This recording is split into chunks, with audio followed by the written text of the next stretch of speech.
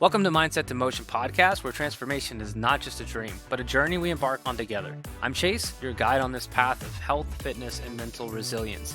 Each episode, we will dive deep into strategies that bridge the gap between wanting and becoming, exploring everything from fitness hacks, biooptimization, and nutrition tips to the power of a positive mindset and habit formation. So, whether you're taking your first steps or looking to elevate your journey, you're in the right place. Let's get set to put those aspirations into action. Welcome back to the Mindset to Motion podcast, your go-to source for all things health, fitness, and mental resilience. I'm Chase, and in today's episode, we're focusing on getting started with physical activity, especially for those of us who might be new to exercise or looking to ease back into a fitness routine. Our topic today is getting moving, easy exercises for beginners. It's all about breaking down the barriers to exercise and making movement accessible and enjoyable for everyone. So, whether you're taking your very first steps towards a more active lifestyle or rediscovering your love for exercise, this episode is for you. Let's get moving. Before we dive into the exercises, let's talk about what holds many of us back from getting started. Could be a lack of time, uncertainty about where to begin, or even intimidation by the gym environment.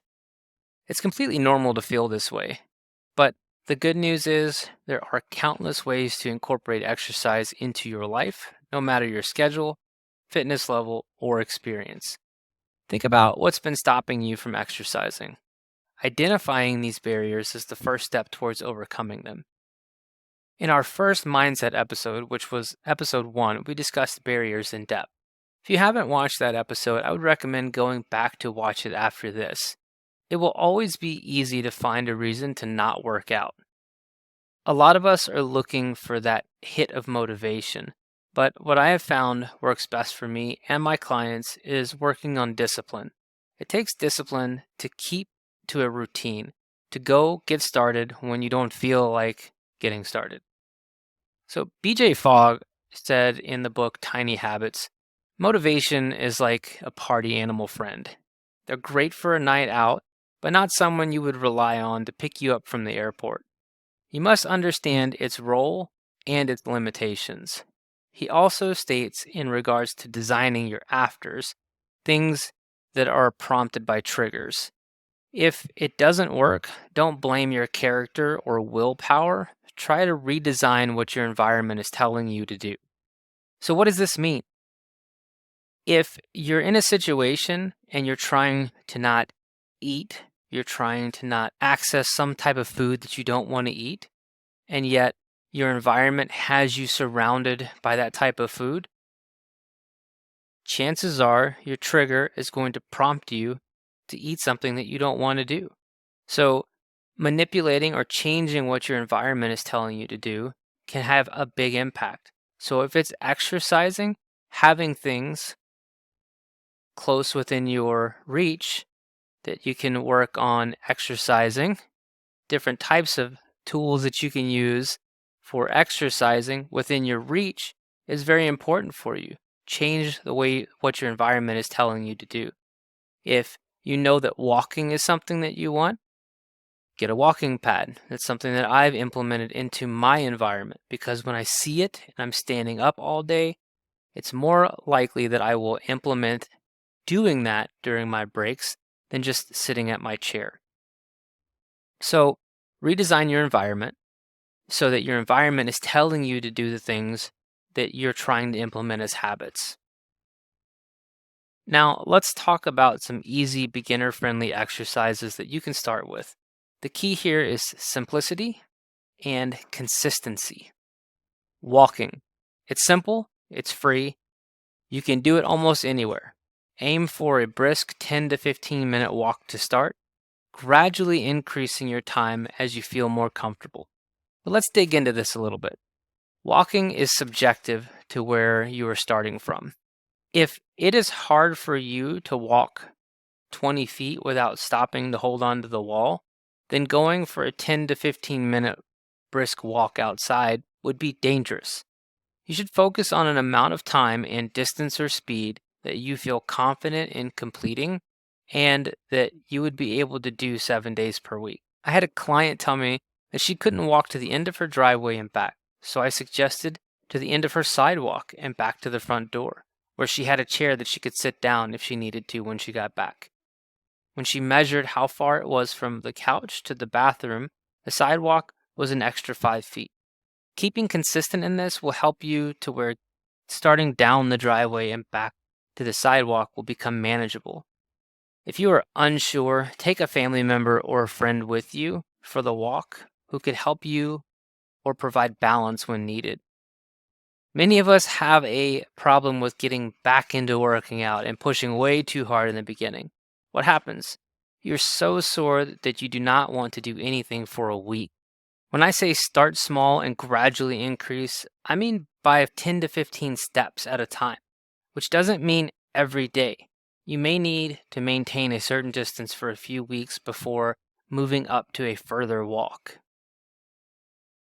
Number 2, squats, a fantastic exercise for building strength in your legs and core, starting without weights, focusing on form, and aiming for 2 to 3 sets of 10 squats. So a lot of people tell me I can't squat. I have to remind them that they are meeting with me to improve their ability to do new things. Also, starting out with a full depth bodyweight squat may not be possible. The reason that the squat is so awesome is that you can modify it to fit your current ability. Can't sit into a full squat? Try standing in front of a chair with the countertop in front of you and sit back into the chair while holding onto the counter. That's a modified squat. Can't get all the way into the chair without feeling like you're going to fall? Just add some height to the chair with putting some weights on top of the seat or some pillows that give you a higher target to get down to. Over time, you will be able to remove some of the added height and then eventually do the squats without holding onto the counter. But it's still there if you feel like you need some support on the last few repetitions. Eventually, your body will build the muscles needed to squat without any assistance, and you will be able to balance yourself without the chair. Remember that age has nothing to do with it. I've seen babies do a full squat, and I've seen 100-year-olds in a full squat. Just because you cannot squat today doesn't mean you are a lost cause. Everything takes time, effort, and consistency. Number 3, planks. These are great for core strength. Begin with short intervals like 15 to 30 seconds and gradually increase to build your endurance. Planks are not easy in the beginning if you have a weak core. You can start off with planks from your knees and increase to planks from your toes. Start on your elbows, build up to your hands. Planks are great because they do not require dynamic movements and you just need to flex and tighten your core muscles to stabilize yourself. There will always be modification that you can perform, so don't fret if you can't get on and off the floor yet. It's fine. Start off by standing beside a couch or the counter and just lean forward as if you were getting ready to do a push-up. And just hold yourself in that position to activate as much of your core as possible. Remember these short bursts of 5 to 30 seconds. When 30 seconds is feeling fairly easy, start aiming for 45 to 60 seconds. Number 4 is stretching. Incorporating basic stretching before and after exercise will improve your flexibility and prevent injury. A huge barrier for workout is the fear of getting injured. Regardless of your age, it is extremely important to take time before and after a workout session to stretch your muscles. Though most people stop at static stretching and should also incorporate dynamic stretches as well. So things that you're stretching while moving. Remember, the goal isn't to push yourself to the limit, but to build a habit of regular and enjoyable movement. Once you've gotten comfortable with these basic exercises, you might wonder what's next. The answer is building a routine. Consistency is more important than intensity when you're starting out. Try to set aside specific times in your week for exercise and treat these appointments with yourself as non-negotiable. Don't forget to celebrate your progress, because every step forward is an achievement worth acknowledging. I'd love to hear about your exercise journey. What beginner exercises have you found enjoyable and effective? Share your stories and tips with us here on YouTube, on Instagram, or on LinkedIn, or send us an email. Your experience could inspire someone else to take that first step.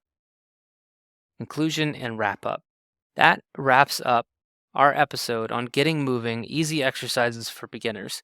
Remember, the hardest part of any journey is often just beginning, but you don't have to do it alone.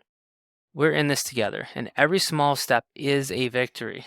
Stay tuned for our next episode, where we'll get your questions answered about getting started on your fitness journey as it relates to CrossFit. Thank you for joining me today on Mindset to Motion. Be sure to follow us on Instagram and LinkedIn for more insights and encouragement. Until next time, keep moving and keep thriving. And that wraps up another episode of the Mindset to Motion podcast. Thank you for sharing this time with us. And remember, every step you take is a step closer to a better you.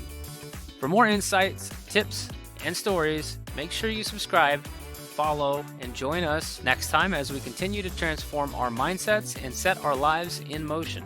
Don't forget to check us out on Facebook and Instagram for more resources and support. Here's to moving forward, one thought, one action at a time. Until next time, keep your mindset in motion.